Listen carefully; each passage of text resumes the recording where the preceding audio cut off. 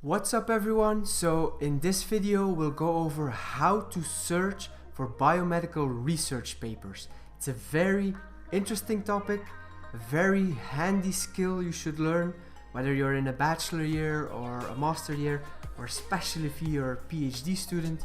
You need to be able to perform a good literature search to find biomedical research papers.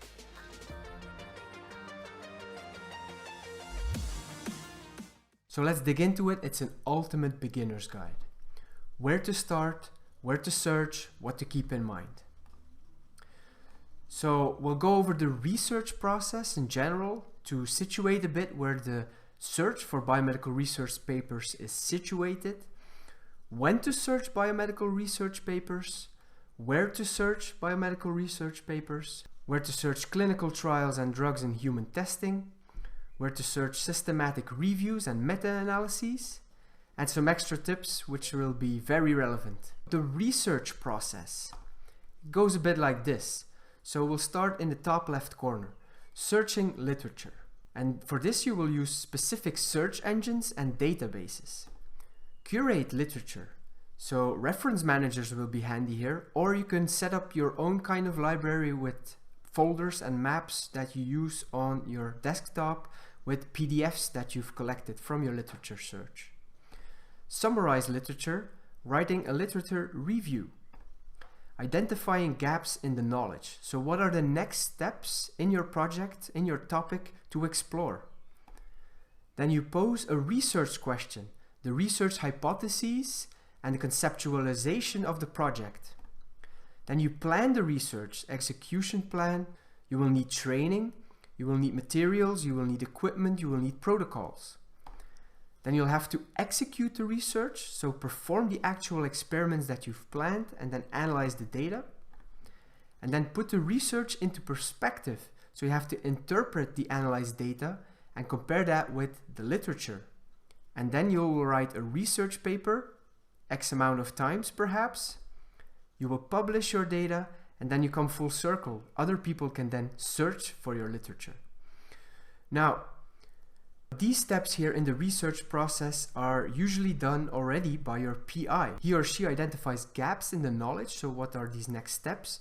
They will already identify what the research question and hypotheses will be, and will give already a sort of conceptualization planning, so which experiments will be needed, but the minute details on the planning that will be for you as a PhD or a master student who's guided by a PhD.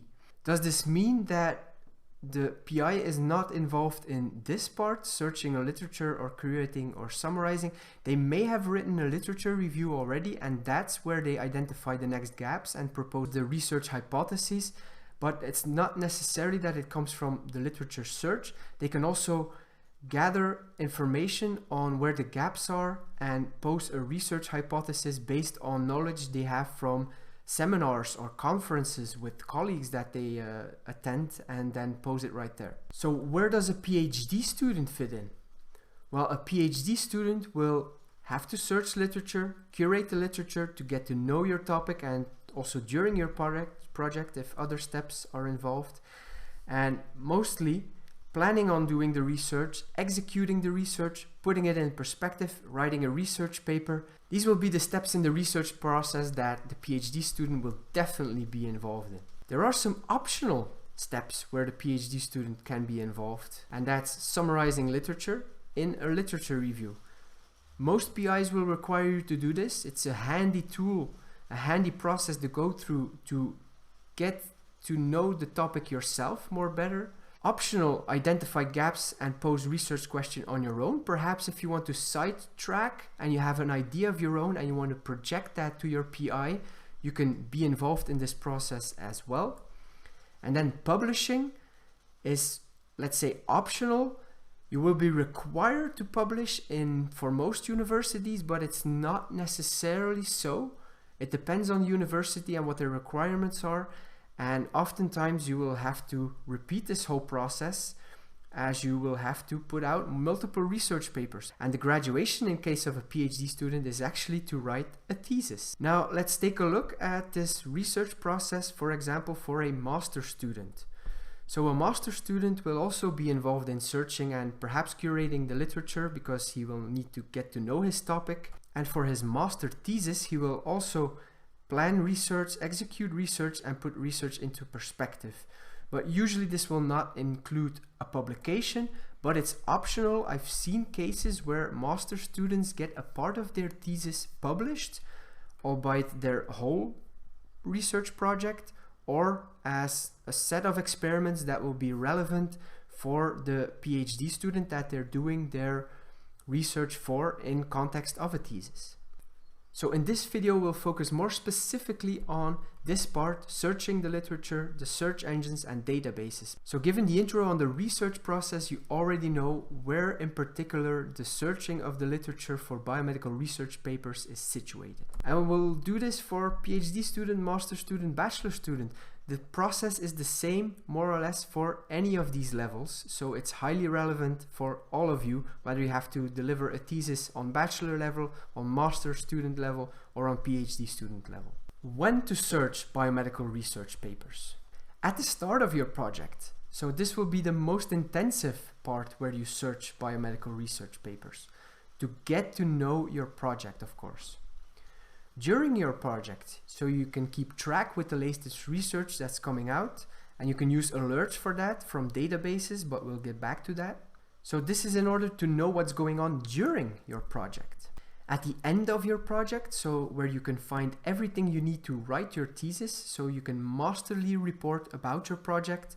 So apart from the references that you need for your literature review that you have to search or get to know your topic, or perhaps to stay on track with your topic during your project. At the end, perhaps as you write your thesis, you will need extra references for clarification of certain introductory topics that do not necessarily relate to the research papers you have put out, but more as a whole to sketch a given, let's say for instance, a given signaling pathway or something like that. And then also relevant is when you're sidestepping or you're going into that new research paper, this will be perhaps less intensive due to the smaller scope. Let's say for instance you have a topic on liver fibrosis and macrophages, and you will start your second research paper where you focus on macrophages in inflammation in the liver instead of liver fibrosis. So this can be a different, smaller scope perhaps,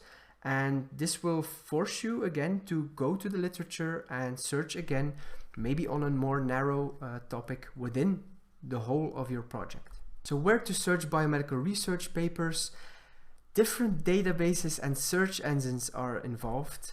And here's where it can get difficult. Here are some of the resources that I list. After this video, you can check the description below where you can find links to these. Also, if you're interested in more topics like these, how to search biomedical literature, how to search biomedical research papers, what is there as job options in the biomedical field, tips on PhD, etc., etc. I highly welcome you to subscribe to my channel. You can do that right here in the corner. So if you're in the biomedical field as a student, you will probably already get to know some of these, either do an introductory course to search biomedical research papers, or perhaps you're already more advanced and you're in your bachelor years or graduate years, or you're doing a PhD. These will be probably the best known players. That's Web of Science, Google Scholar, PubMed, ScienceDirect and Scopus. Now, the difference is perhaps already to be discerned in terms of who produces these products. So you have Elsevier, which is a Dutch publishing group, and they have Scopus or ScienceDirect. Then there's Clarivate, who has Web of Science, Google, who has Google Scholar, and then there's the National Institutes of Health or the National Library of Medicine from the US, who has PubMed. Now let's go to the internet now and show some examples. Elsevier, so most likely you will recognize this logo. If you haven't, then probably you haven't touched up on the biomedical literature that much just yet, but it's a Dutch publishing group and they have journals like The Lancet or Cell. These are high impact journals, so you will get to know them. Then there's Clarivate, and Clarivate has Web of Science. They also have EndNote as a reference manager, and Copernio, that's a handy plugin to directly get PDFs, but we'll get deeper into that probably in a follow-up video on this one. Very handy is this page of Wikipedia, a list of academic databases and search engines. And you can actually rank here according to name, discipline, description, access cost, and provider. So let's check provider. So we just went through Elsevier and Clarivate. So Clarivate Analytics, you can see here they have Web of Science, and you can see here the description. There's some sub databases listed right here. This is all owned by Clarivate, and it's subscription based. Elsevier, for instance, has Scopus, and they have Science Direct. Maybe you know this one as well. Also subscription based. And then let's go to PubMed. PubMed is free, and it's by the NIH or NLM. And then there's Google Scholar, also free by Google. Now, the difference here is the scope for many of these databases. Google Scholar, multidisciplinary. Web of Science, multidisciplinary. Scopus, multidisciplinary. Science Direct, science, so multidisciplinary, including medicine. And then PubMed Biomedical. So you can already get a sense of the difference here in terms of how much they narrow down. Now let's list according to access cost. So free. You see that PubMed is on here, but what PubMed actually only does is list abstracts. So with that I mean you do not get access to the full text, and that's also a difference you should understand between these databases. For instance, Science Direct is actually the full text directory of Scopus. So usually you can find full texts in Science Direct of Scopus. And remember guys, Scopus and Science Direct is both owned by Elsevier. So another handy tool is this link right here by Michigan State University, and they ask the question, PubMed, Web of Science, or Google Scholar. So which one is best? And actually it depends on what you're looking for. So there's a difference in terms of how these databases operate. And there's actually also a chart here where they list it. And what becomes clear here is that these different databases can have different strategies in terms of indexing or in terms of having options to search. Another link that's interesting, also by Michigan State University, how do I know which database to search for biological literature? And you see PubMed here, Scopus or Web of Science, journals only, journals, some conference proceedings, journals only. So there's a difference between these databases. So the ultimate question of course becomes when to use what, and if I'm using this or that, am I doing it wrong? Is what you use wrong? Well, not per se. I just want you to know the differences and understand them between these databases, and know the options are there to switch between one if your search isn't refined enough or you're not satisfied. Okay, what do I use? Well, traditionally I have the habit, or have been taught to use the habit, of only using Web of Science and PubMed. Google Scholar is between brackets here because I've only started to exploring this as a search engine recently, and what I use as a reference manager is EndNote because that's what's available through my university. There's this interesting article where they did a comparison between Google Scholar, Web of Science, and Scopus with citations in 252 subject categories. I found it through ResearchGate, and it's actually a Creative Commons derivative, so I downloaded it, and I just wanted to point out here that they did a literature search within Google Scholar, Scopus, and Web of Science. And what I want to point out with this figure, guys, is that Google Scholar actually found most of the references that were sought by the same keywords that were listed within Web of Science or Scopus, but Google Scholar also listed a lot of other references throughout. What is the difference? Well, going back to this chart right here, Google Scholar actually also finds a lot of things that are scholarly literature and are indexed through machines. So you can find a lot of book chapters and stuff like that of which perhaps the full text is available. So would you use Google Scholar for a starting search, perhaps explorative? Yes, you can do that, but the limiting option is that the search options are not as refined perhaps as on Web of Science or on PubMed. So again guys, I'm not saying that your method is wrong if you're using Scopus or Science Direct combined with Google Scholar and you search one time on this database or web search, and then the other time you will use PubMed for instance. And perhaps you should also be aware that some search engines operate differently and have additional tools to perform a more refined search. Okay, then point 3, where to search clinical trials, because it's important to know which therapeutic options are already being explored for the disease you are researching. And a very handy site for this is clinicaltrials.gov. I will not go into detail, I just want you to know that this option is there. And perhaps I can do a hands-on, maybe seminar or training where you can actually go into clinicaltrials.gov and search for clinical trials. Number 4 is then where to search for systematic reviews. Why? Because these type of reviews look for overall effects from multiple studies, multiple clinical trials, and they search for general applicable results, overall net effects. There's a handy link here I suggest you go to define what's the difference between systematic reviews and meta-analyses.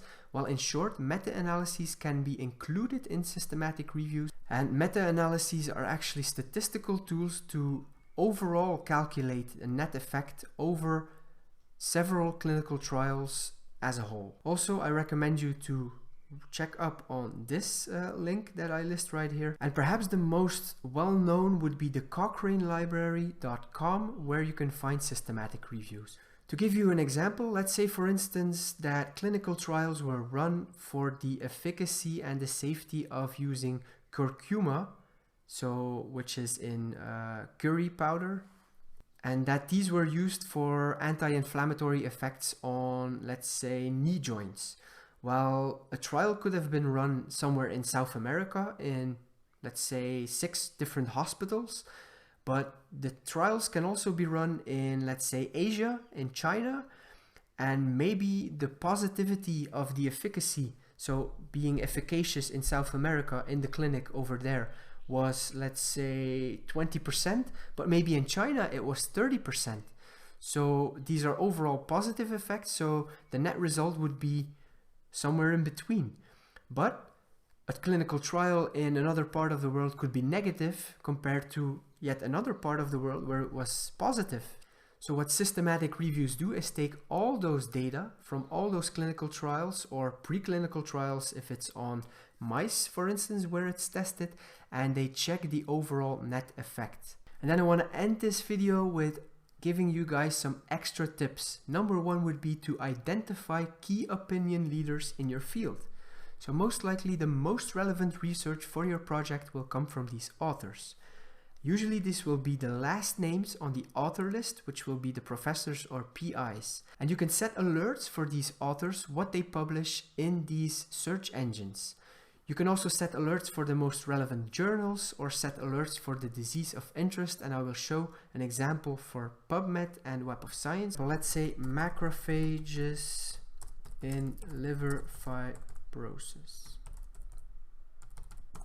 So for your specific search then, there's a button here on the left, create an alert, and if you click this, you give the alert a name, create alert, and send to email address. Every new paper that is related to your search here will automatically be posted into your inbox in your email, and you will know all the biomedical research papers on this topic that are new. Then an example in PubMed, the same, macrophages in liver fibrosis, search, and here below this bar you can see create alert, and you fill out this, and then you save, and then it's the same, it also gets into your inbox. Another thing to mention is that access to full text will usually be provided through your university, and if they're not available, then it's probably because you're not on campus or you don't have a virtual private network access to the library of the university. If that's the case, then perhaps you can try Google Scholar to access the full text PDF from home or where you're at. And finally, use a reference manager. These are handy tools with various functions. Usually this is provided by your university, but if it's not, there's other options as well, and let's go through this also. This again is Wikipedia, where they make a handy comparison of reference management software. I use EndNote, and EndNote is by Clarivate. It's not free software. Another very popular one is Mendeley, which was bought by Elsevier somewhere in 2013, but this is also not free. So like I said, the university will probably provide you with access to one of these reference managers. If not, and you want to use reference software yourself, you can perhaps check in this list which ones are free and try them out yourself. I have no experience with these whatsoever, so I highly welcome you to try this. And if you tried one, then perhaps drop a comment and say how good they were for you and how they work. In general, the use of a reference manager is very handy and I highly recommend this. And it's like starting to rain here right now, so probably you will hear some background noise about rain that's dropping on my porch roof. Yeah. So guys, I hope you liked this video. Please give it a thumbs up. Please make sure to subscribe for future content. There will be a follow-up on things concerning biomedical literature, how to search, how to write, how to properly refer. The rain is coming. I'll see you in the next one. Cheers.